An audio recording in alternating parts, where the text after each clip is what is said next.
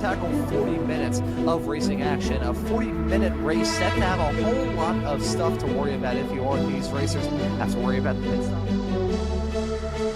Inside your screen, switched his attention to the massive pack of race cars that's going to blow his doors off and blow off the starter stand. The green flag is out, the drivers are on their way.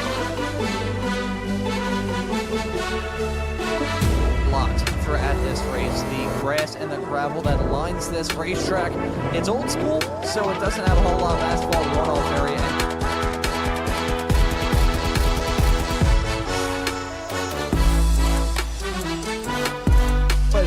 He's a very talented racer of his own. These two fast. They crashed very early on into this race. Look at Daniel Wood on a big crash heading through turn number 1. That's chasing that turn number 4. And here we go, side-by-side racing off into the corner. This can usually end in tears. One of these drivers is going to have to back out of it. That's going to be Andala. But Maunz still allowing some room coming out of the corner. The side-by-side going up the hill through turn number 6. Spade coming out of the corner. Walker, the Canadian, in the number 96. They are banging doors, heading into the braking time for the final time. They're linked together.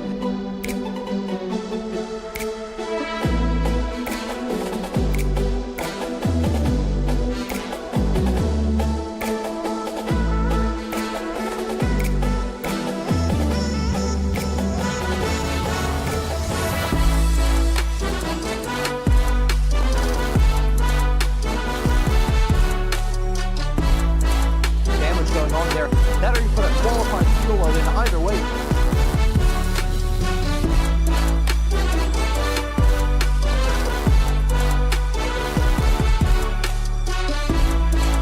Getting a whole lot of pressure side by side with himself, and that is now coming out of the pits. Let's see what his pit lane time is, because this is going to be very important when Yanchi wins. I don't know what to say. There's Brett Cathcart upside down. And another driver coming in. That's Jeff Jacobson upside down. Oh, boy.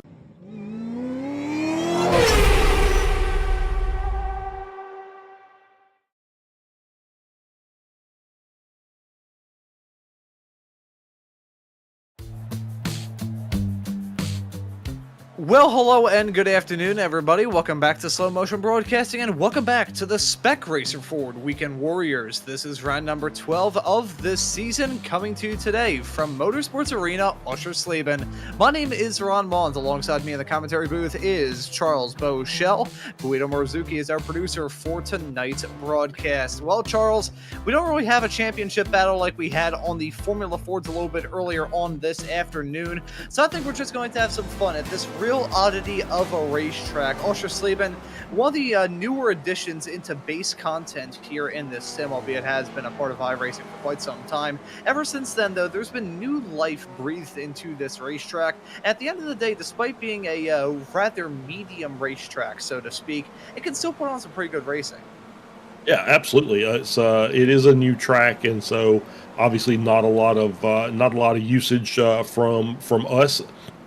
But you know, it ends up getting picked up here and there, and so it'll be an interesting race. As you said, no championship battles today, so it's just for bragging rights.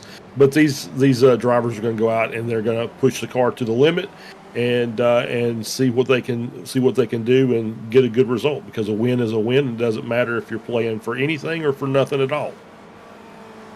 Yeah, it doesn't matter at the end of the day. A checkered flag is still a checkered flag, and that champagne tastes just as good whether you're battling for 15th in the championship or whether you're trying to battle for first. But don't really have those battles at the present moment. We're going to take a quick on gander at the championship point standings heading into this race.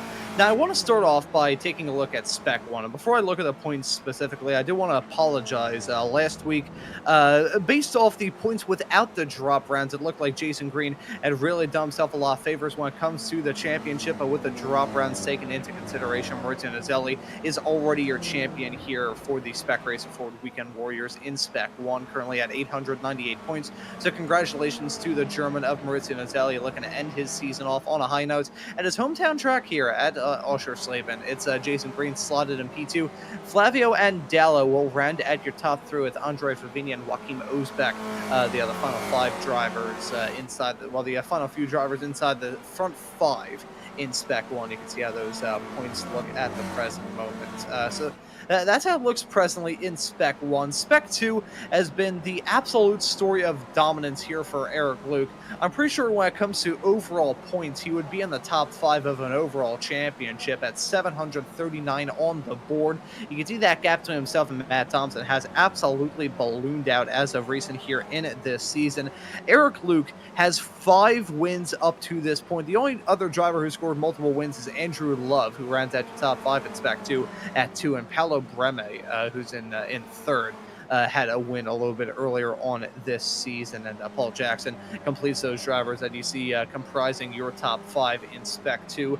Now, when it comes to Masters, it's been a bit less cut and dry here, but it's still been a story of dominance as of recent for Jeff Fritcher. He, along with Eric Luke, has 8 wins in his class, been dominant from him up to this point in this season. Kurt Nunez, you can see slotted in P4, has 2 wins, and Adam Bradshaw slotted in 5th, has a win a little bit earlier on this season as well. Tom Gradwell, who's been very consistent, is right behind Jeff Fritcher, with Brad Cathcart, the Aussie, on the 905, slotted in 3rd. So that's how it looks at the present moment across all 3 of our championship classes here in the final race of the Spec Racer Ford Weekend Warriors season here for Season 2 of 2025.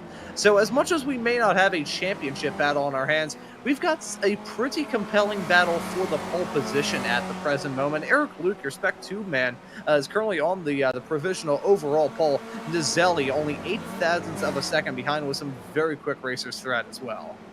Yeah, absolutely. I think that Eric is showing his pace, and with the championship at hand, I'm assuming Spec 1 will be in his not too distant future, as you like to say.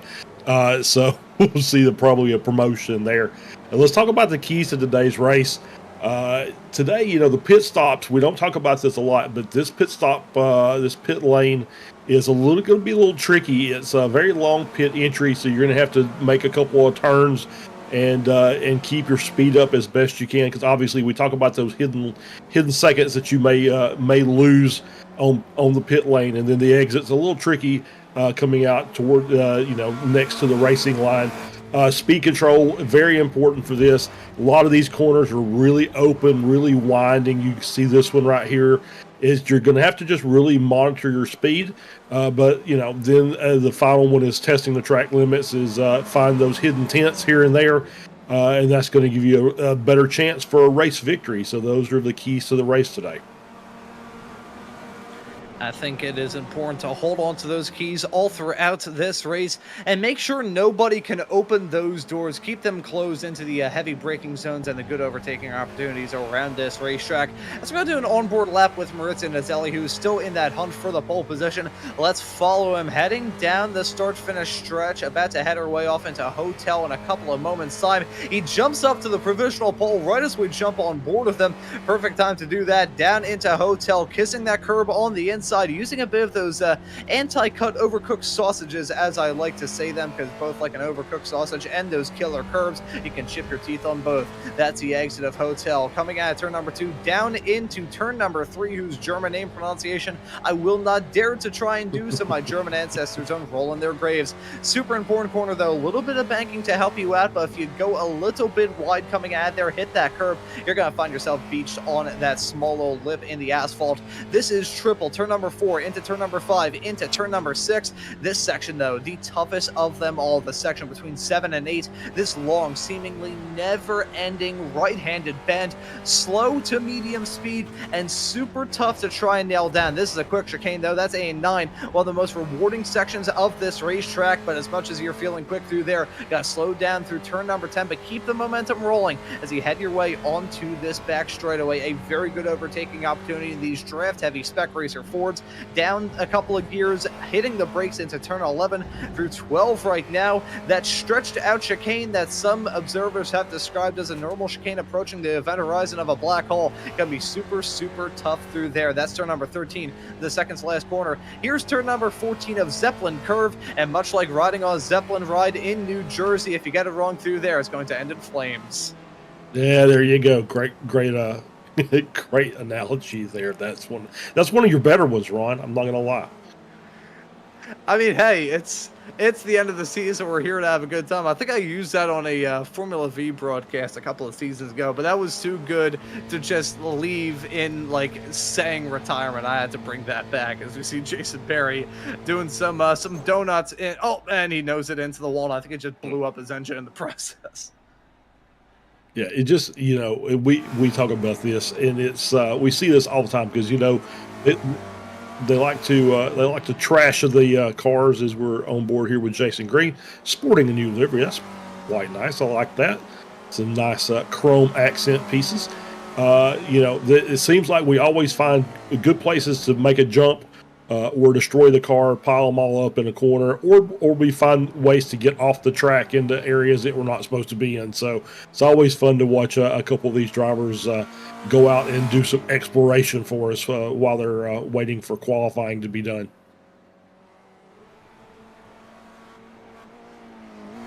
As here's a returning face here in the Spec Racer Ford Weekend Warriors, it's Yanqi Lin in the 30 car. A very nice looking paint scheme on that car week in and week as we follow the driver, the number 30 car, heading his way off through the final few corners of this racetrack. As here's another good looking paint scheme with Flavio Andallo running right behind that new scheme of Jason Green. Say that's a very clean and crisp looking race car, and maybe some liveries of that nature are going to be the ones that we see contending for a championship next season. Green's been quick.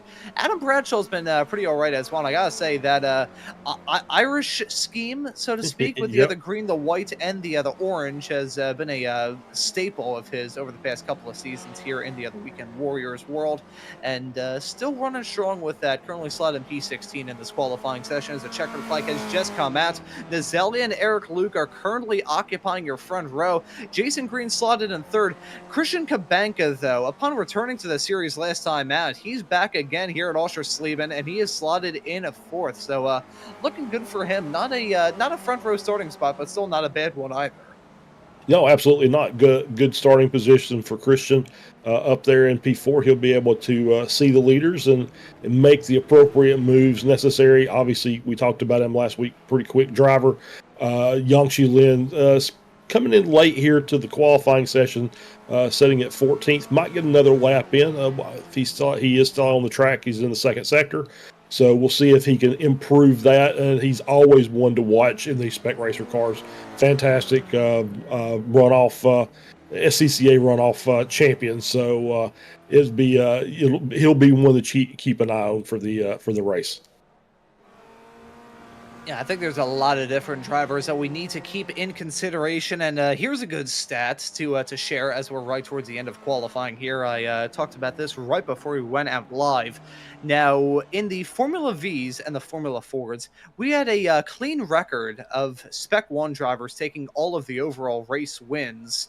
The real question is, though, will we be able to have the total sweep into the Spec Racer Fords? This is the last opportunity to do it. It's the last race of the Spec Racer Fords, the last race for the Weekend Warriors here in season number 2 of 2025 here on iRacing, and you've been able to catch all of the action all season long here on Slow Motion Broadcasting, and hopefully all of you have enjoyed the racing action. You can see the usual suspects in the YouTube chat. You can see Michelle Lynn, I believe that's Chuck Labano showing his support for his fellow Frito Sport teammate of Matt Thompson. You can also see Christian Kabanka in there, Tam in the YouTube chat, and Guido from the SMB account typing in there as well. May throw my hat into the ring in the chat as well here in a couple of moments. As we're right towards the end of qualifying, probably going to see these drivers getting run back to pit lane here in a couple of moments' time, Charles, and brace ourselves for what's going to be, I think, a rather interesting style of racing.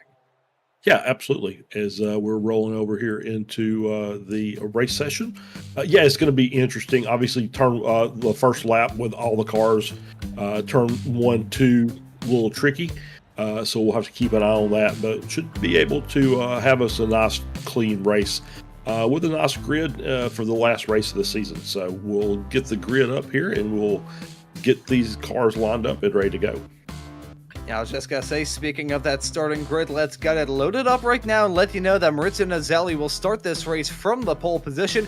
Eric Luke set to join him on the front row, and that's going to be Jason Green slotted right behind those racers. In third, Christian Kabanka going to be starting this race in fourth. In P5 will be the Swedish driver of Joachim Osbeck. In P6 will be Jeff Fritscher. Seventh, we'll find Flavio Andallo. P8 will find Jason Perry. It's going to be Joshua Wilkie firing off from this race in P9 with Yanxi Lin rounding out our top 10. Yep, starting in P11 in our second place Spec 2, Simon Nadmernick, and Tom Gradwell on his outside in position 12. Matt Thompson starts in 13th. Paulo Brema starts in 14th. Kurt Nunez starts in 15th. Adam Bradshaw starts in 16th. Philip Berry starting in 17th. Morning, Philip, down there on the in the other half of the world. Charlie Vaccaro in 18th. Darren Keene in 19th. Jeff Jacobson in 20th. Brad Cathcart starts in 21st. Russ Telker starts in 22nd. And Dirk Braun, a newcomer, it looks like he's a Spec 2 driver, will be starting in 23rd. Did not set a qualifying time. I gotta say, despite the fact he's going to be starting this race in P last, he has the P1 name as far as I'm concerned. Dirk Braun. That's a very good name to have here on the starting grid. And nice to see the familiar cast of characters out here on the racetrack, and just waiting for a few more cars to line up. I believe it is Dirk Braun, who, knowing my luck, after I just threw my support behind his name, he's not going to be joining us here in this race. And Charlie Vaccaro in the 921 car, about to maybe join that starting grid. He's got to be starting alongside Phil Berry, which even from this helicopter camera, you can see the mouth of the Cookie Monster car there. As we are getting this pace lap up and rolling, Vaccaro and Braun did not take to the start of it, so we're going to have 21 drivers firing off here in about one lap's time here at Oschersleben, a unique racetrack in the world of sim racing. Lots of these corners, I wouldn't say feel the same, but they definitely have a similar vibe to them on paper. On the road, however, when the rubber meets the asphalt, you get to realize that this track has a bit more challenge baked into it. Yeah, absolutely. It is a very challenging track. As you mentioned, there's a couple of corners that have a little bit of camber, but otherwise, pretty flat track. It is, it's got some long runs, so that's going to throw the draft into effect. But once again, those wide open corners, especially the triple going into that right-hander, the triple left going into the right, it's car control is really what it is. You got to carry as much speed as you can, keep the rear in the back where it's supposed to be, and just make as much time as you can make through those corners. Not a lot of hard braking zones here, some just light taps, except for a couple of positions. So it's going to be one of those races where it really is a good test of a driver's ability to handle their race car. Yeah, this is definitely a driver's testing track. It's gonna test their ability to run these cars. And it's gonna test their patience as well. This is a sort of racetrack where if you can keep a calm, cool, and collected head, you're gonna end up being quick around here. It's a sort of racetrack where if you just attack it and go flat out all the time, you're not gonna find yourself doing terribly, terribly well. However, if you take a bit more of a concealed approach into this race, don't show off all of the cards that are in your hands, just keep it clean, you'll be golden at the end of this race. This track, it's definitely had its own history. If anyone has seen this track on YouTube, it's probably from the John Cleland clip of him commentating a touring car race heading down into turn number 1, the different version of the hotel section that we are using here today, and saying the guy who designed that first corner should be taken into a dark room and beat about the head. That is a direct quote, and there are certain times where I wish I would have the stones to say something like that on the air. But regardless, this racetrack at 2.3 miles long, 14 turns in all. It's a unique ride in the world of racing, and in these unique Spec Racer Fords, it's going to be a good one here to bring this season to a conclusion. Regardless, even if these drivers end up losing wheels and having their tires pumped all the way up to the point of exploding, probably going to have more grip than the Formula Fords a little bit earlier on this afternoon. But regardless, about to bring this season of the Spec Racer Ford Weekend Warriors to a firm and solid and hopefully exciting collusion. The green flag's out and the drivers are on their way. It's a good start from Nazelli. He's going to lead them comfortably down into hotel. And Looks like Eric Luke going to get a good start on Jason Green as well, but Green in the overrun, going to try and get a run on him as contact being made between Jason Perry and Josh Wilkie down into turn number 1. That could have ended in tears for the both of them, but Perry using his spidey senses to keep that car going in a straight line. Yeah, that was a very Spider-Man-like maneuver to get that car righted before the corner. I'm not sure how that really occurred. It happened so fast. I really couldn't tell, what really caused it. But obviously, contact made. But all the drivers are still going. We had Charlie Carlos drop down a little bit, but otherwise, pretty good start by everybody. I believe I'm looking through. Has Charlie Vaccaro rejoined the racetrack? Yes, he has. So he did not take the start of that formation lap. So having to start all the way at the back of the pack as more trouble for Wilkie down into turn number 7. You can see some damage on the front end of that race car already. I'm not sure if that was a lockup heading through that section or what the deal may be. That's a tough section to nail down. These Spec Racer Fords with the weight transfer and everything, that is super tough to try and nail down, especially on lap 1 as side by side. That's racing between Cabanca and Green, going to result in Banca jumping his way up into P2. Green slipping back in tow in 4th as we look at these racers heading their way off through the 11 and 12 pseudo chicane for the very first time. It's Nazelli leading over Jason Green. Those two drivers forming a bit of a breakaway as it stands presently. Christian Cabanca still holding his own in P3 as Jeff Jacobson has actually made up the most amount of spots of anybody, currently slotted in P16, 4 spots gained ever since the drop to Green. Yep, we saw Kurt Nunez get a little sideways coming out of that final corner. He's dropped down a couple positions as saw the likes of Phil Berry and the Paulo Brema have to do a little evasive action to get through. But otherwise, everybody's still going. It's still going strong. Jeff Jacobson up 6 positions already, having a great start. And whilst we're still rather early on into this race, with these drivers looking to settle themselves into some sort of groove and looking at side-by-side racing between Paolo Breme and Adam Bradshaw, that's going to single file out as they head their way into turn number 3. It should be noted that today's broadcast of the Spec Racer Ford Weekend Warriors is brought to you by Alliance Autosport. Based in Columbus, Ohio, Alliance Autosport's mission is to provide unparalleled racing support and services to their clients. Whether it be car prep or driver coaching and development, the hardworking team at Alliance strive to build a community of passionate and successful racers. Alliance specializes in SRF 3, FE2, and TA2 machinery, and their track record in those classes should tell you everything you need to know about the great team of talented people over there. For more information, head on off to AllianceAutosport.com. We'd like to thank Alliance Autosport for sponsoring the second half of the Spec Racer Ford Weekend Warriors season. And with that squared away, let's shift our focus back to the racing action, where that front 2 breakaway, the dream team of Nazelli and Luke, kind of broken up a little bit, about a second between those two racers, teetering around that 1 second to 9/10 barrier. But Nazelli looking to shake off Eric Luke like a bad case of the fleas and send him back in that pack with Cabanca, Green, and Ozbach. Yeah, I was just kind of watching that as they were coming out of the final corner down the start-finish straight. Eric has mentioned the little draft that you're going to get down that straightaway is worth about 0.2 of a second. So that actually allowed Eric to make up a little bit of time on Naselli, but Naselli's working hard to try and get that draft broken. If he can get out past that second mark, I think he'll be able to set sail and leave the rest. But it's going to be up to those guys behind to try and keep him in check. Ooh, Matt Thompson straight off. I think he was maybe trying to avoid those sausage curbs on the inside, and just said, you know what, I'll take my beating here without having to jump those curbs. Same thing with Adam Bradshaw. That's another one that's just did almost identical track marks there in that corner. Yeah, basically the same. I think he carried a bit less speed going off the track, but some lawn mowing escapades regardless. Been a very clean start to this race. 22 of the 22 starters still on the racetrack. Dirk Braun serves me right for complimenting his name. I don't believe he set a qualifying time and did not take the start of this race either. Jeff Jacobson losing out on some spots. I think something is going on with him. The falling anvil striking on the hard charger from the early stages of this race. Let's take a look at it here as he heads his way off through this section of the racetrack. Clean through 8 and 9, a little bit squirrely, heading through turn number 10, runs a little bit wide, hits the dirt, and bang, into the inside wall he's going to go. Yeah, he tried to catch the car, was carrying a little too much speed out of that chicane into that next corner, and you could just see him you could hear the tires trying to grip and slide on the track, and just maybe overcorrected as he got back on the throttle and just lost the rear.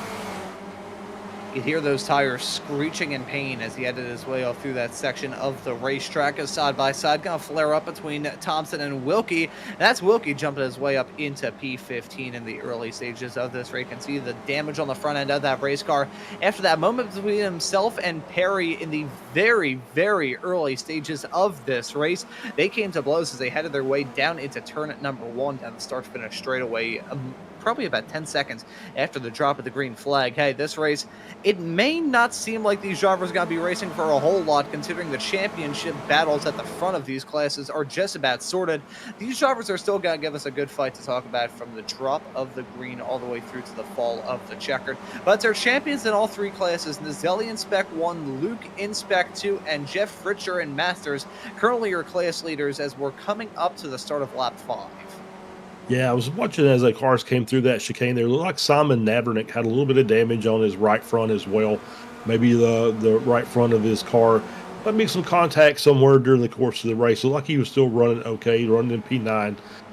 But it's obviously something you have to kind of watch out for. The more damage you do and the more you expose those tires, now the next contact you make will be directly onto that wheel, and the suspension takes the brunt of it as opposed to the body.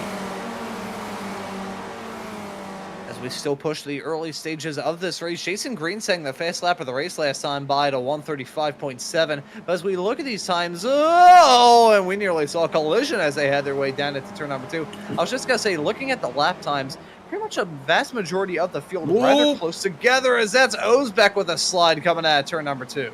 Yeah, good catch by Osbeck. He just saw the rear come around as he was back on throttle and managed to hit the brakes and kind of straighten the car back up and was off the racing line. So no other damage. And so great job by Osbeck there to catch that car. We see on here with Bradshaw coming into this section again. It's 1 and 2 and just too deep. And then into the gravel and then back out. Bring some of that gravel with him and put it down on the track. Yes, indeedy. That'll be one of those things we'll have to watch out for as well. I like the small little gravel trap on the outside of turn number 2 around here. I think we were joking as we were, I think it was probably when we were in a commercial break a little bit earlier on this afternoon from the other Formula Fords here on SMB. The small little gravel trap on the inside of the old hairpin there at Donington Park.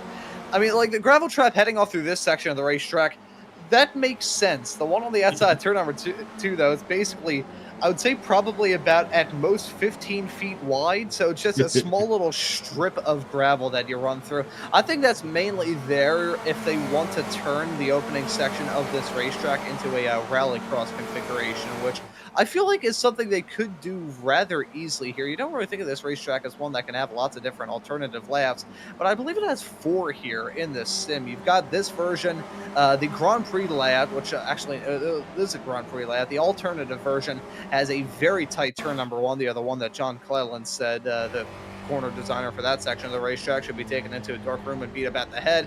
They've got some shortened courses of this racetrack as well. That's Andallo running through the other 5 feet of gravel as he headed his way off into turn number 2. Oh, and he takes the cone with them. I mean, that's a gravel trap that's just to arrest speed, right? So that's just to keep you from barreling off the track and heading directly into the wall. Do not pass go. Do not collect $200. So it's on the outside of the exit. So if you're carrying too much speed through, you can kind of work your way through the corner, and then that gravel trap is there to help slow you down a little bit to keep you from clatting the wall. I think that definitely does make sense. It's going to be a very terrible comparison, so I apologize for this. But if anyone's ever driven up to a toll booth on the freeway and they have those little like wake up, my dad likes to call them fart strips in the road where it makes a noise. That kind of like that, but those don't really slow you down too much. It's no, those are actually designed to wake a driver up if you start easing off the road. That's what that's for. That's those are sleep bumps, as a matter of fact. So yeah, you move off to the shoulder and you hit that patch, and it's kind of a jolt to your system a little bit. But if you're kind of drowsy, that's what that's for. I get terrible flashbacks whenever I hear one of those to driving my cart and well, my trailered cart and the Jeep that my dad and I have to Lincoln, Nebraska back in 2022, and going down the Pennsylvania Turnpike, which that road could be 250 miles long if it went straight through the state, but instead it is the most turny road in the entirety of the world, as far as I'm concerned. It's like 300 miles where it really should not be. Like, it's 120 miles longer than it really should be, as far as I'm concerned. I remember driving that trailer through the windy uphill roads of the Appalachia here in the state of Pennsylvania, and hitting those about every single 5 seconds because the trailer was pretty much exactly as wide as the lanes were on the Pennsylvania Turnpike. So I get bad flashbacks to those, but hey, the gravel trap, I guess it does its job there down into turn number 2. It looks a little bit goofy. It's just a small little sand strip there. Just if you want to build a sand castle, you can just do that if you crash down the early stages of this race. Or if these drivers are bored parked up there during a red flag or something like that, they can just go out and build a nice little gravel trap sand castle.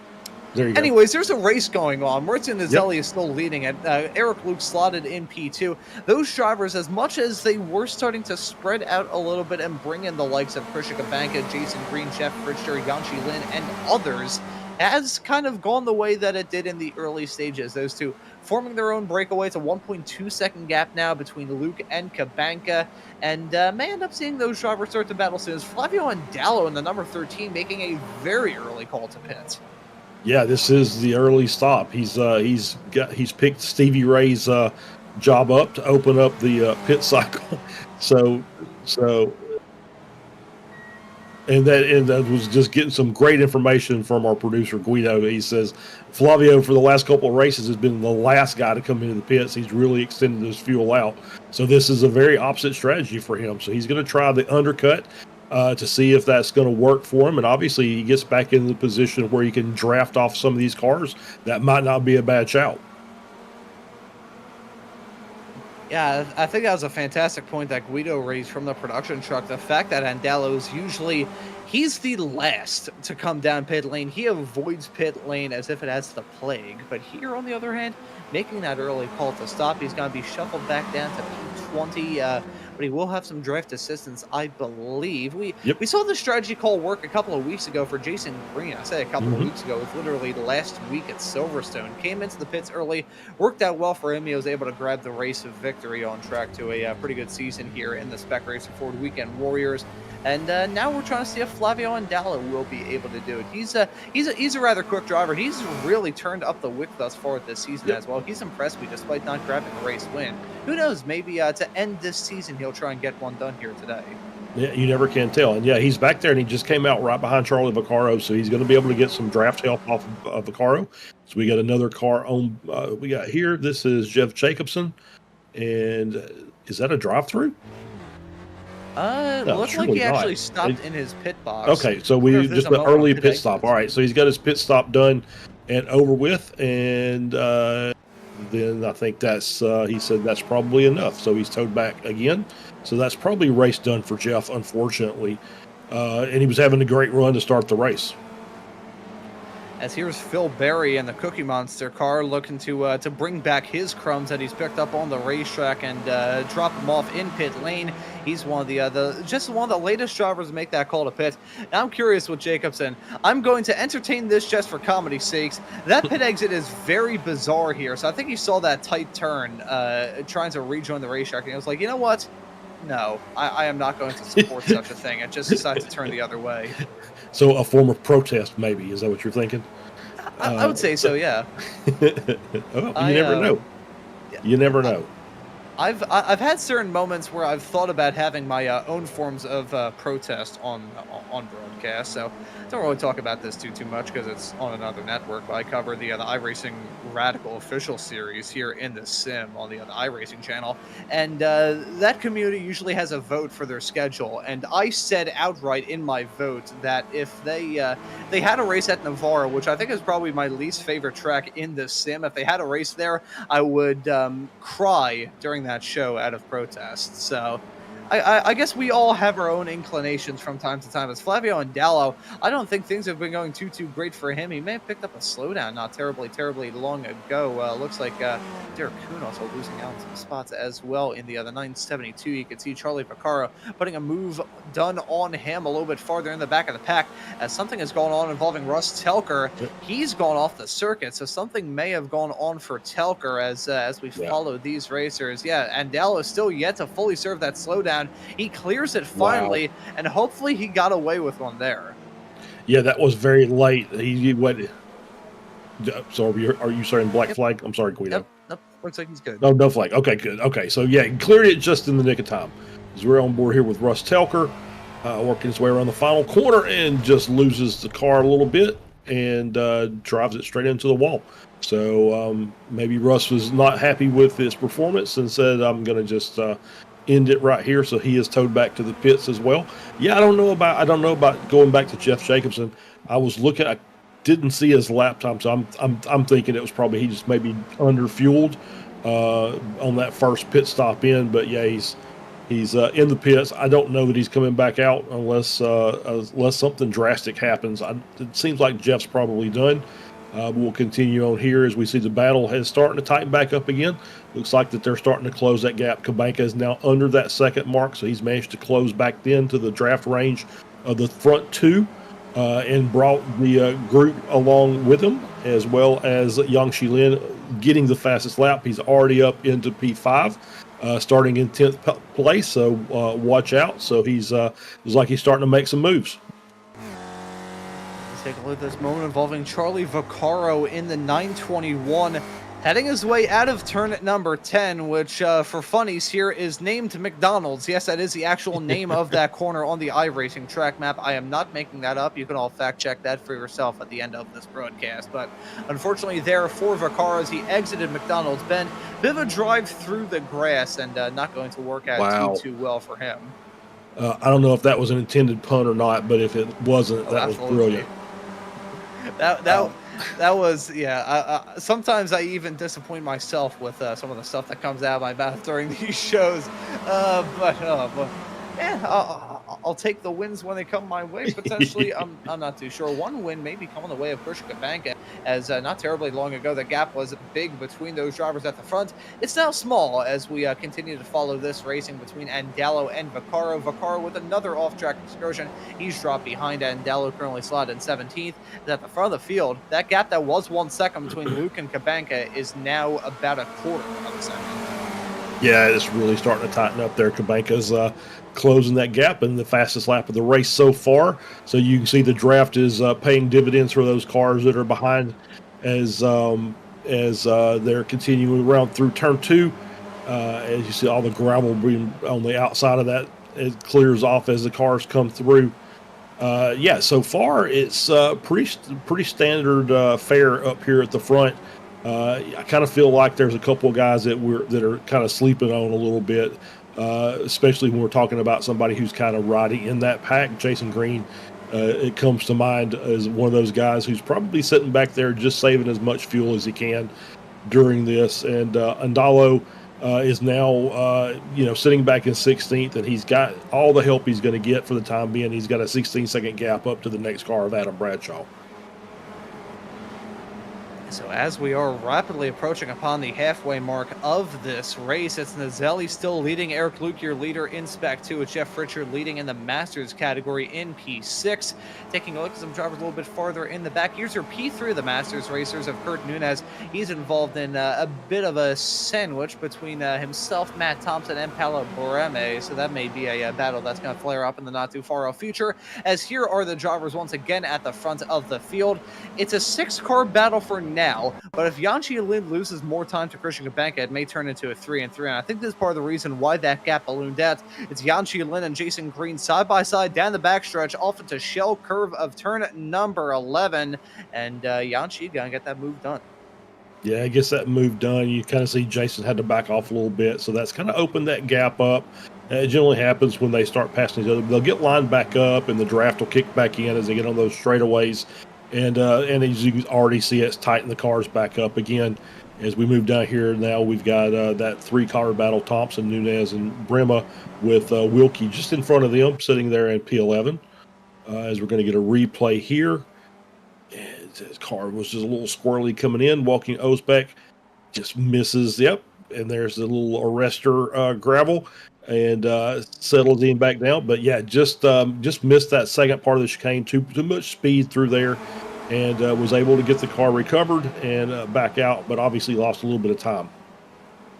What's interesting to think of is the fact that heading your way off through Hotel, overslowing is never really a problem heading off to that section of the racetrack. You either get through it fine, you carry a little bit too much speed, maybe miss the apex a little bit, or you carry a lot of too much speed and you miss the racetrack entirely. Never really have any driver think, you know what, I probably could have gone a heck of a lot faster through there, and for that I apologize. So very, very interesting racetrack. There's lots of different bends around it, lots of different challenges that you don't really see anywhere else here in the sim. Turns 1 and 2 here around this racetrack, I don't think there's really a equal to it. I think the only one that could maybe come close would probably be turns 1 and 2 at Oschersleben, at Rudskogen. There we go. I got the track name correct eventually. Yeah, Rudskogen. Very similar as far as that little section of track. Turns 1 and 2 it does have that same type of feel, especially with the pit exit right there as well. As we're on board here with Kurt Nunez coming in for his pit stop, so he's jumped out of that battle with Thompson and Bradshaw, and going to come in and take his pits as we move back up to this lead group. And there's just basically swapping fastest laps up here, and it depends on who's in the draft and who's getting the most benefit from it. But you're seeing, incremental gains in that fastest lap. Every lap seems like. Yeah, I think this track is slowly starting to get better for these racers. We're getting a little bit farther into the late afternoon here in sim time, and track temperature is currently registering a nice 80 degrees Fahrenheit, which is just about perfect for these racers. As side by side for the race lead between Luke and Nazelli.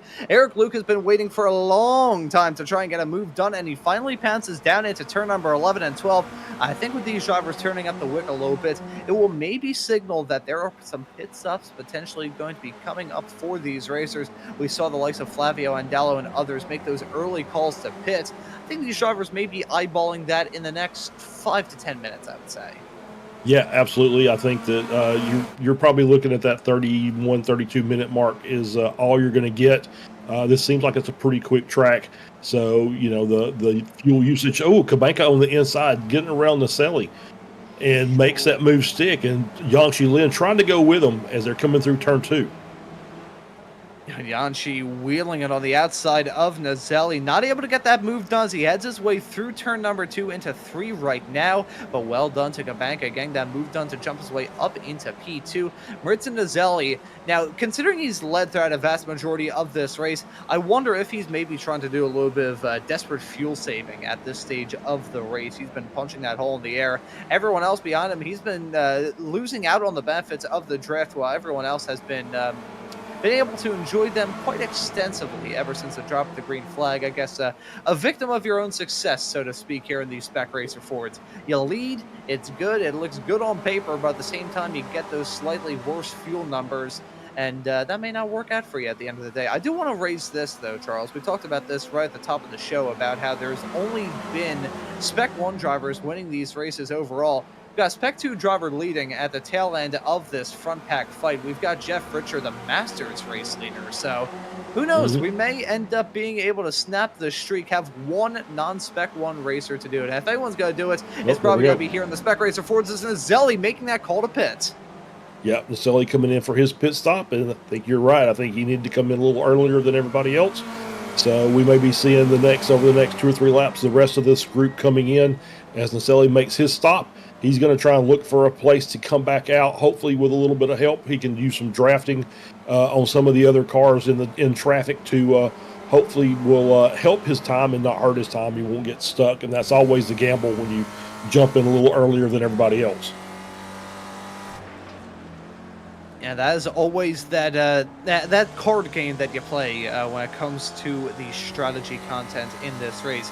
is going to work out well, or are you going to end up draining yourself of all the money that you have? Let's just wait and see. Still a decent amount of time left to go in this race, and have 5 very interesting characters at the front of this field. The driver, though, who is probably the biggest standout thus far this season, is a man who's definitely Spec 1 bound for season 3, and that's your race leader, Eric Luke. 8 wins up to this point in the championship, one of the highest point scorers from this season. I believe he would find himself solidly inside the top 5, if not even in the top 3, when it came to point scores. And actually, off the subject of that, I do want to raise this. I forgot to mention this during the Formula Ford broadcast a little bit earlier on. Credit where credit is most certainly due to Antonio Reese, who leaves this Formula Ford Weekend Warriors season as your highest point scorer in that series point blank period. Is Jason Green gonna hit the grass on pit entry. Charles, you mentioned it in your challenges. The pit entry and pit exit around here are super tricky. Yeah, and I don't know if that's going to be a penalty. I don't think it will be. I think that's just a simple off track. Because it is just basically just grass on the outside of that. Obviously, those pit entry lines and exit lines are very important. They will cost you lots and lots of time that you will not be able to make up if you get a pit entry penalty or pit exit penalty. So looks like he's going to get it with that. No flags for Green, and he's going to take a stop done. He's going to come back, and let's see where he shuffles back out in relation to Naselli. He is green and clean as he heads his way out of the pit lane. Let's see how it's going to work out for him. Looks like he'll have a cushion between himself and Maurizio Naselli.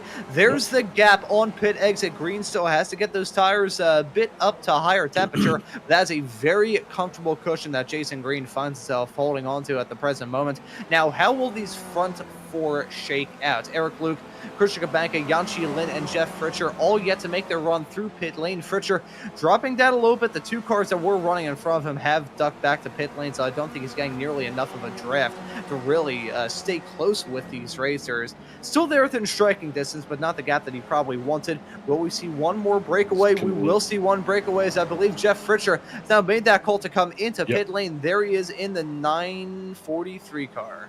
There you go. Yeah, that petty blue Spec racer coming into the pits. And, he was losing that front group a little bit as we see Cabanca move into the front, take over the lead. So it's going to be now, that was a smart call by Fritcher to go ahead and get his pit done. And we'll see where he comes out in relation to the rest of the cars. Jason Perry also in the pits. And Jason Perry has made the call to come down pit lane as well in the number 97 car, so we'll have to see how he shakes out in terms of his respective battle. Fritcher's still down pit lane at the present moment. How will it shake out with himself and Green? I think it may actually come up rather okay for Jeff Fritcher. Don't think he's going to lose out on too much. In fact, I think he's going to be able to exit out in front of Naselli and nearly in front of Jason Green. You can see that gap between those 2 racers. Actually, no, that's Naselli. Blowing his doors off. So the statistics a little bit wonky here. It made the call to say that he was back out on the racetrack as soon as he hit that pit lane speed limit line, so as to go through the meandering detour pit exit. So still either way though, Fritcher not going to lose out too terribly badly in that. No, he's a couple of seconds off, so he's not going to be in the draft with Naselli. So he's not going to be back in this group. So his only hope is that he's going to come out somewhere around one of these other cars, and we see 2 of them come in now. It's Cabanca and Luke coming into the pits, and Yangshi Lin's going to take over the race lead. And Yanshi in the 30 car will be able to inherit it as Cabanca and Luke making that call to come down pit lane together. How will that work out for those 2 racers? We saw some pit stop chicanery last time out at, I nearly said Summit Point, and then nearly said Suzuka. Silverstone was where we were racing 1 week ago, and we saw some silliness with the pit stops there as well. Some drivers throwing everything at the wall to try and see what would stick strategy-wise. Worked out well for some, worked out terribly terribly for others. This seems to be the popular time to come down pit lane as Kabanka and Luke being joined by Ozbek, Gradwell, Wilkie, and Thompson. Luke out and away. He's on the pit exit right now. Kabanka out and away from his pit stall too. All that workout with Green and Nazelli. Nazelli going to lose out a little bit through this pit cycle, I believe, but Eric, Luke, and Kabanka, they may be able to jump into a good spot right now. Jason Green going to jump in front of both of them. Luke going to split the two between Green and Nazelli, and Kabanka going to be in front of Jeff Fritcher and behind Nazelli as well. So that's how it shakes out between those top 5 runners. Waiting now for Yanchi Lin to come into the pits. He's got some draft assistance from the 905 of Brad Cathcart right in front, so I'm not sure whether this will help him or hurt him. He looked like he got a little bit slowed up heading his way through turn number 11, so I don't think this will work out too terribly fantastic for Yanchi Lin. Gonna be stuck on the outside as well through lucky number turn 13. However, if he is coming down pit lane this time by, that'll be a nice call for him. Yeah, there we can see Yanchi Lin breaking away and making that call to come down pit lane. 37.7 seconds is the gap between himself and Jason Green, and looking through some of these pit stops, Jason Green spent 37 seconds down in his pit stall. This may be tight. Yeah, it's going to be very tight when Lynn comes back out, and Luke coming out between Green and Naselli actually helps Naselli out because that kind of splits that gap of the draft. So now Luke should be right at the edge of the draft range between of Jason Green, and he's going to be having Naselli in tow, so he's going to be pulling Naselli along as they really try and close that gap down to Jason Green. Let's see where Yanchi's going to come out. He's on the way out of the pits now.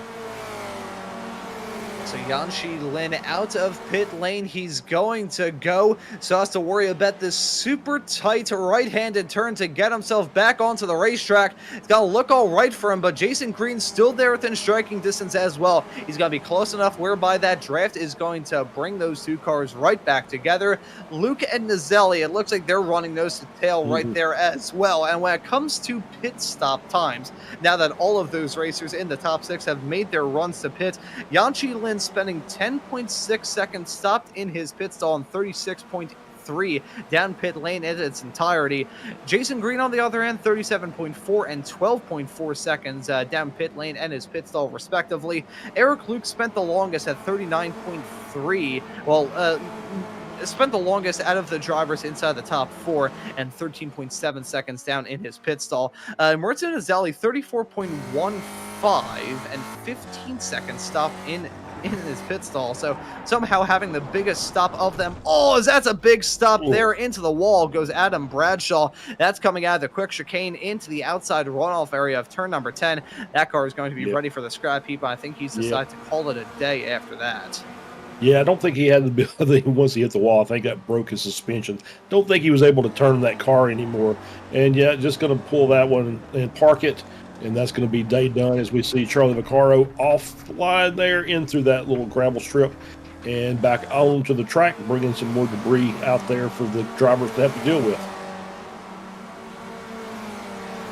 And getting back to the point that I was raising as we saw those drivers have that off-track excursion, as we take a look at another one involving Jason Perry.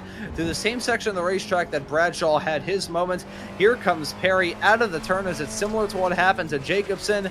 Nope, just a simple drive through the grass coming out of McDonald's Bend. I shouldn't have said that for the second time. It was bad the first time. It's even worse the second. But getting back to the point I was raising about Nazelli, he spent the least amount of time down pit lane out of the top 4 and somehow had the longest pit stop as Jason Green trying to take the race lead from Yanchi Linder side by side through triple down into turn number 6 and 7 right now. Yanchi got to hold on to the inside line. They head their way off through turn number 7. That's a good gain from him. He's got to hold on to the race lead, but a big gain happened right behind as Eric, Luke, and Nazelli now involved in this battle. Yeah, absolutely. That side-by-side battling through the corner, it just brought P3 and P4 into the fight. So now we got a 4-car battle up front for the lead. And it is 4 cars and 4 drivers all with very different aspirations in mind. Yanqi Lin has been running full-time this season, so he's looking to get a victory to cap off his adventures here in Season 2. Jason Green looking to hit the ground running for Season 3 and carry some momentum from a potential win at the last round of the championship, and also score the most amount of wins out of anybody in the Spec 1 class thus far this season. Eric Luke wants to get to victory lane as an overall driver, as a Spec 2 racer for the first time, as here comes Jason Green trying to get a move done on Yanqi Lin, who ran wide out of the final turn, and here we go down into Hotel. It's got to be Lin on the inside through the first part, but Green gonna have the inside line through part number 2, and will he be able to get this move done? He will potentially be able to do it. He clears him just barely out of the turn. That's Yanqi Lin, though, still close. Green got block off that inside line, as here comes Eric Luke around the outside of Lin. Yeah, that was a pretty aggressive by Eric Luke there, as we see him off in the grass now. So he's going to rejoin, and he's going to get passed by Naselli.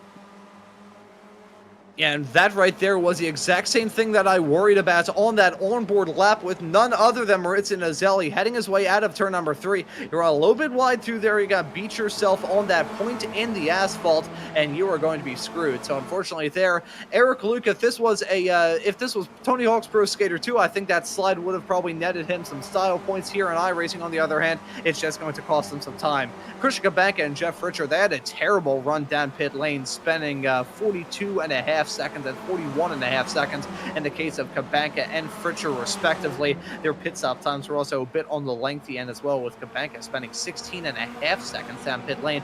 Not sure if we'll see those two get involved in this front pack fight, as it's a 2-second gap that they have to try and usurp to get involved in this action. But less than 5 minutes to go from this final race of the season. It's Jason Green in front of Yanqi Lin, in front of Maritza Naselli, who's looking to cap off a championship season in style with a win. But Eric Luke, as he has been so many times this season involved in a battle for the overall race win yet again, he's come up close in the past. The real question is, though, Charles, has he learned his lesson from past mistakes, and will he make sure he's going to be in a good spot to win it this time around? We'll see. I was just going to bring up that gap back to P5 was over 3.5 seconds a few laps ago. They've closed that down because of the fighting up front. That gap is closing. These guys up front can't do a lot of fighting. They're going to have to pick their fight, pick their battle, make their move, make it stick, and get back in line. Otherwise, they're just going to invite more cars into this battle, and it's going to make it that much more difficult to get the win. Yes, these drivers just need to set themselves up as well as they possibly can at the end of this race. It's all fine and well leading, heading into the final lap. But if you're maybe going to run out of fuel, if you're going to get leapfrogged by a driver right behind, it's all going to come down to naught at the end of the day. This back straightaway, though, as much as it was a spot where we saw some moves at the end of the Formula V Weekend Warriors race about a month ago at this point here on Slow Motion Broadcasting, not really going to see that here in the Spec Racer Fords. It's enough time to close up, not enough to go for a move. In that turn 11 and 12 section, you need to go for a send if you want to make something work heading off through there. Yanqi Lin, though, running wide yet again out of turn 13. I feel bad bringing this up, but I will have to mention it. Jason Green having his own running wide action out of the final turn. That's going to be an unfortunate mistake for him, going to bring Yanqi back into this battle now, about 0.2 of a second between those racers. I don't like bringing this up, but flashing our minds back to the Red Bull Ring race about a month ago at this point, Eric Luke was involved in the battle, as was Jason Green and Yanqi Lin. Naselli, I think, was involved in that racing action as well. And Yanqi ended up picking up a penalty for incident points right towards the end of that race, but he's still going for the move and nearly coming to blows. They touch, heading their way through the turn. Yanqi Lin trying to find any way in the book to get a move done, as here comes Naselli in the 44. He looks for a move coming out of the turn, not able to get that run on corner exit, but Yanqi trying to find any way in the book and nearly going off into the dirt through turn number 3 to make something work on Jason Green. Yeah, Green is running he's running look with one eye in the mirrors the entire lap. Just trying to keep in front of Lin to keep him from making that run. Because he knows that there are several spots out there that you're going to be able to good draft. His Green is he runs wide. He ran wide through turn number 10. He goes through the gravel and goes through the grass. And now Yanqi Lin looking to get a move done on Jason Green into turn number 11. Yanqi Lin going to take the race lead, but now Jason Green still close up to him, looking for a move around the outside into turn number 13. They're going to be taking a white flag here in a couple of moments' time. One more lap of racing action from this race and one more lap of racing action from this season. It's a titanic battle involving these top four. Yanqi Lin and Jason Green, they're close to coming to blows at the final turn. They're side by side as they cross that lap. I think Yanqi led it just barely over Jason Green, but Green going to have the same deal that he had not terribly long ago on the outside through one, now on the inside through two. But Yanqi going to look to keep the momentum rolling on the high side. They head their way out of this section for the final time. This was the same bit of racetrack where they nearly came to blows not terribly long ago, and they're nearly going to go 3 wide down in there. That was Nazelli looking at it briefly down the inside, not able to make something work as Green and Lin still side by side at the turn. I think Nazelli, he's not going to be a driver that we can discount out of this battle, as Eric Luke would also be there to pick up the pieces as well. But Green has a sideways snap through the turn. That's going to give Lin the opportunity to draw back alongside through turn number 6 into 7 right at the very end of the second sector. They touch again out of the turn. Green holding onto that inside line. He gets a move done to Zelli. Now side by side with Lin. That's going to catch him at Luke going to go off the track. That's going to bop him out of the battle. It is going to be all Spec 1 racers winning the races here on the Weekend Warriors this season. The real question is, so with the checkered flag coming out in a few moments' time, who's going to be the last race winner from this Spec Racer Ford Weekend Warriors season? Jason Green leads him through turn number 12. Nazelli there within striking distance. Yanqi Lin in third. Bit far enough to try and make a move done, but hey, we've seen some heroics from him already in this race. Wouldn't be surprised if we see some more as Nazelli looks for the move. That's Green 3 wide heading their way through the final turn. Green got tripped up. More drivers go off the track. It's a photo finish at the end of this race, and Nazelli gonna win it. Oh my goodness, what a final lap between those 3 cars. Actually 4. We're going to bring Luke in there because he was involved in that as well. But a fantastic race as we see Christian Banker backwards coming across the start-finish line to finish 5th. I mean, just titanic battle, some great racing, a little bit of contact, but overall just fantastic battles and great move both by Naselli and Lynn there in the final corners. To give us almost a photo finish there at the start-finish line. Fantastic racing. Wow. What a battle at the end of that race. I couldn't even process what I was seeing when we saw Jason Green miss the turn down into turn number 14 right at the end. I'm not sure if he had any sort of assistance there, a tap to the back bumper of that race car or what, but when I saw Yanqi just crank that steering wheel as far to the right as he could, heading his way through the final turn and make it 3 wide. I had said a matter of a couple of moments beforehand that it was going to be Yanqi maybe trying to make something work at the end of this race and pulling off the heroics, and he nearly got done. As we're going to take a look at the replay of this final lap battle, Charles, I'm going to pass it off to you because I still need to catch my breath. You know, I would love to be able to tell you exactly what happened, but my replay, of course, glitches in the final replay of the race, so I can't talk through it. But it was a fantastic battle, and yeah, just great moves all the way around by all the drivers as you know, everybody was trying to make the right move at the right time, and it ended up being a great 3 wide battle through the final corner, and Naselli taking it inside of Green, and then Lynn taking it inside of Naselli. Those 2 guys coming out in front, Green a little wide on the exit, and Naselli just pipping Lynn at the line, and it was 0.03 of a second, so almost nothing in it. And, you know, I'm going to be completely honest, the replay's glitched out on my end too, but that doesn't really matter because I think the racing really just speaks for itself at the end of all that.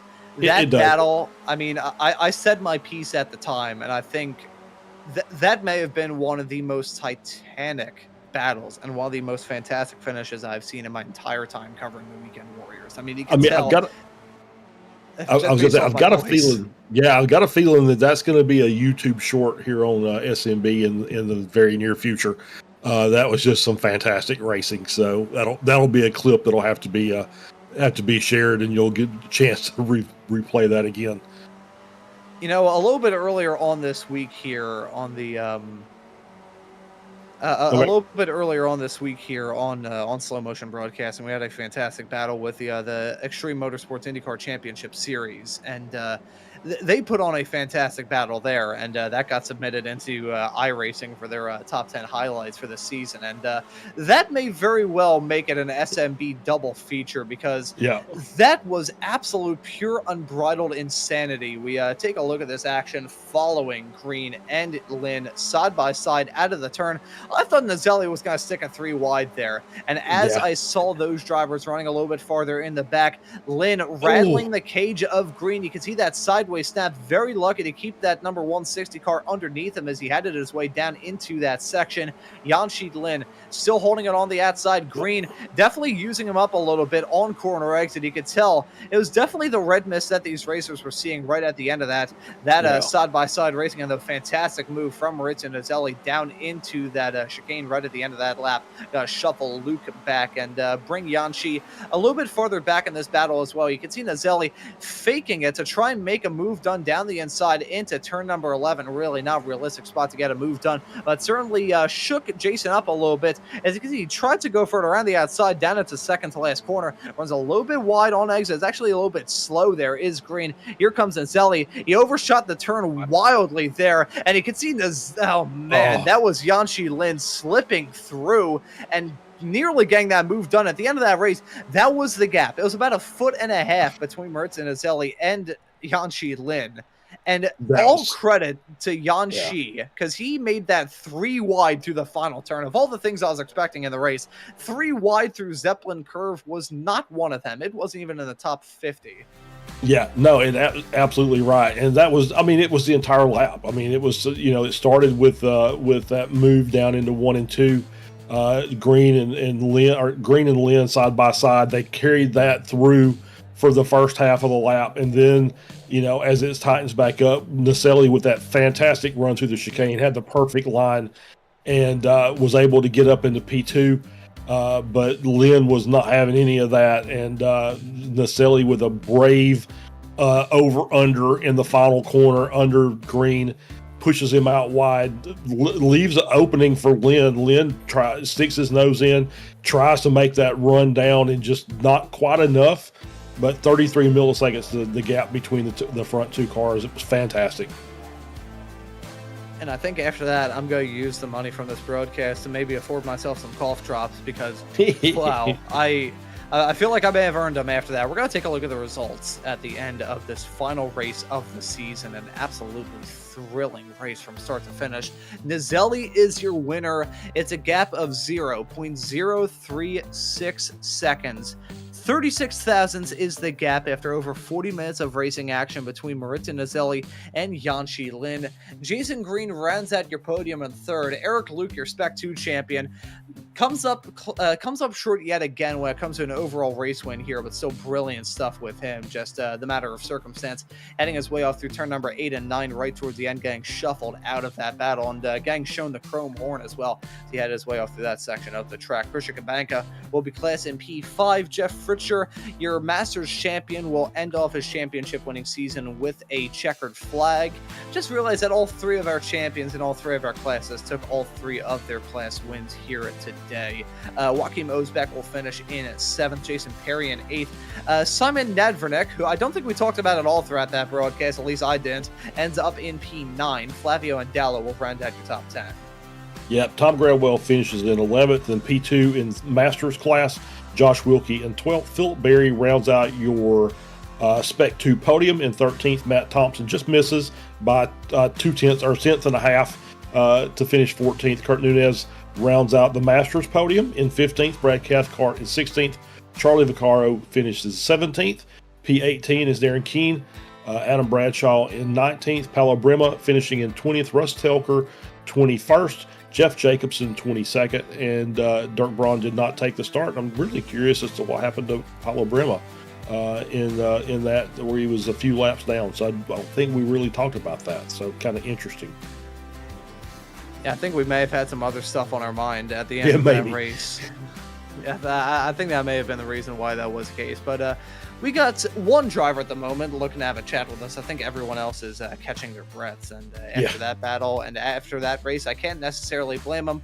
One driver who's at the epicenter of it all, though, who got shuffled back and then really the pandemonium took place, is our Spec 2 winner and Spec 2 champion, your Spec 2 winner for the 9th time this season, Eric Luke, now joining us in the commentary booth. Eric, welcome in. It's your 9th Spec 2 checkered flag of this season, but man, that looked like a thriller of a race here at Oschersleben. I'm still catching my breath trying to call that finish. I started watching it just after the race, and you may need some throat lozenges after that. Overall, I did take the Spec 2 win. I'm not happy. Two mistakes pretty much cost me everything. Coming out of the hairpin turn 3, I ran off track. Mauricio got by me. I was so focused on setting up the pass against Lynn, I just completely blew the apex to the exit. And then coming into, I think it's turn 10 McDonald's, I have no idea what I was thinking. Apparently I was thinking about soup or something. I don't know. And kind of went off track there. So I took myself out of contention for the overall win, which I was really trying to fight for today. But I guess I just need to be happy P4 just to hang with these guys. It was an interesting race. Yeah, that looked absolutely insane. We were expecting this race to put on a different style of racing compared to what we usually see here in the Spec Racer for Weekend Warriors. It wasn't a draft battle, although the draft certainly played a big part in it. It just looked like a race where you drivers could throw haymakers at each other corner after corner, lap after lap throughout this race, and still be able to hold on. There's plenty of opportunities to go side by side, but with the technicality of this track, the risk that you run into, for example, when I came out of the fuel pit, and Jason Green, and it was I think it was about 1.8, 1.9 in front of me, and as soon as he engaged with Lynn, I mean, I was right back up on him, and so you kind of have to weigh the pros and cons of battling and bringing the people back in from behind up to you, kind of like what you saw, exactly what happened towards the end of this race. So it's kind of a give and take, and you gotta kind of have to be a tactician on something that's this technical. But overall, man, it was an absolutely fantastic season for you. 9 wins in the Spec 2 category, the championship by, in rather humble terms, really, a rather big margin between yourself and Matt Thompson at the end of this season. Just really fantastic stuff from the start of the season all the way through to the end. I want to ask you about your final thoughts on winning the championship here in Spec 2. I'm obviously happy. It feels pretty good. I'm actually more excited to jump up to the Spec 1 next season, and even jump in the Spec 1 at the Weekend Warriors end of season race. My VR runoffs, God, couldn't even think. So I'm really looking forward to just taking the gloves off and not have to worry about battling out with different class guys, and just be able to focus on what's in front of me and just kind of see what I can do.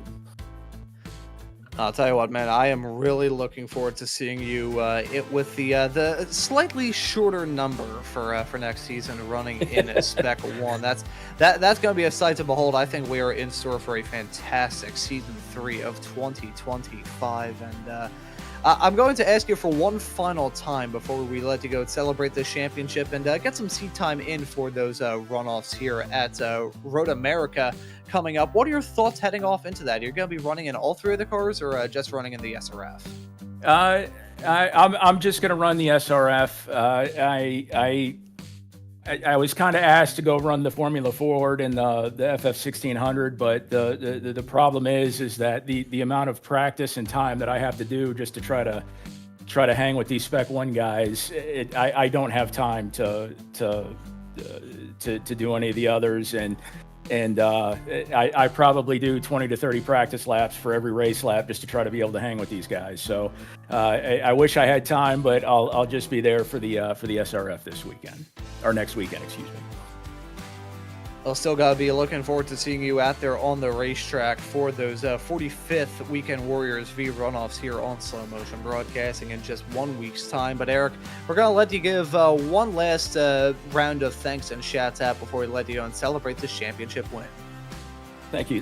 Big shout out to Cloud Valve, and a big shout out to Slow Motion Broadcasting. I appreciate everything that you guys do week in and week out. You make the races enjoyable to watch afterwards, and I appreciate you guys taking the time and doing what you're doing.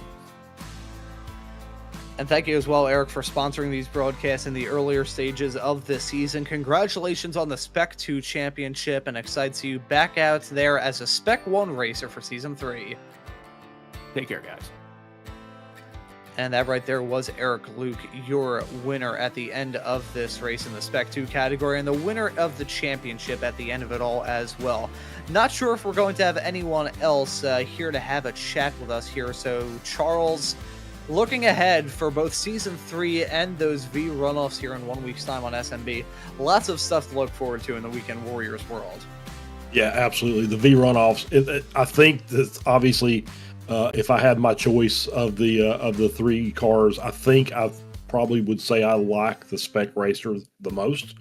Nothing wrong with the Formula Ford or the Formula V, but I just think that the racing with the draft that these cars are capable of making at a track like Road America, it's going to be amazing. We've seen these cars race there, and we've seen some bizarre things happen during these races, either during the Weekend Warriors or in the Ray Esports Club Racing League during the week. So yeah, it's going to be fun. All three races are going to be amazing. We're going to have a good time, and they're going to be some great racing. And but obviously the cappers for me is going to be the Spec Racer, and it's going to be amazing, and we'll look forward to it. And then obviously Season 3 right around the corner. Can't wait to see what we've got on board for as far as our track selection for the year or for the season, and obviously there'll be some good ones. I'm sure we'll have a good time. Yeah, and really looking forward to the action for Season 3 in the Weekend Warriors world. You'll be able to catch the action from the Formula Vs at 3:20 p.m. Eastern, and then come time for Sundays, we've got the Formula Fords at 1:45 and the Spec Racer Fords at 3:45.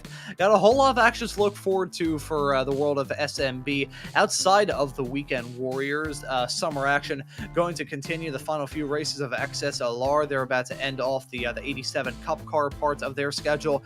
Then they'll only have 4 more GT3 races here for Season 9 of XSLR. Still have 2 more races left to go in season number 1 of the Extreme Scoring IndyCar Championship Series, broadcasted here on Slow Motion Broadcasting. Got the Daytona Road Course and the Gateway Oval to look forward to in the next 2 weeks. Of course, the Weekend Warriors that you will be able to catch here on Slow Motion Broadcasting, along with those 44th V runoffs at Road America. Also have some action from Sim Racers Group. They're going to be running their usual intermediate F4 series. That's going to be moving off to Tuesdays at 9:45 Eastern, and then a brand new series, the Sim Racers Group F3 Championship. You'll be able to catch on Wednesdays at 9:45, the usual F4 spot. My apologies, I should say spot. I said splot. I'm not sure if that is a word outside of the Nickelodeon channel, but you'll be able to catch all of that action from Sim Racers Group on Tuesdays and Wednesday nights here on the East Coast.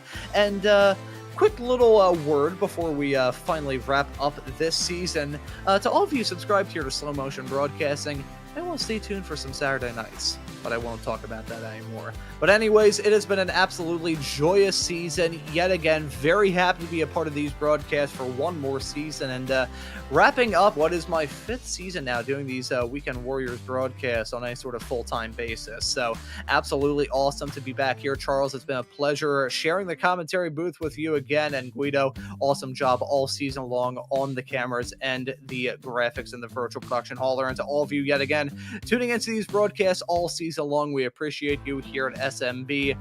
This is sort of something great here on Slow Motion Broadcasting, and I hope that all of you will be able to stay as the years and seasons go on. But as for this broadcast, for one final time from the Spec Racing Forward Weekend Warriors Season 2 of 2025, that will do it. So for myself, Ron Maunz, Charles Boshell joining me in the commentary booth, and Guido Marzucchi doing a wonderful job working on the cameras and the graphics and the virtual production hauler, I say thank you all so very much for watching this season of Weekend Warriors action here on Slow Motion Broadcasting, and we hope to see you all for Season 3 coming up in a couple of weeks' time.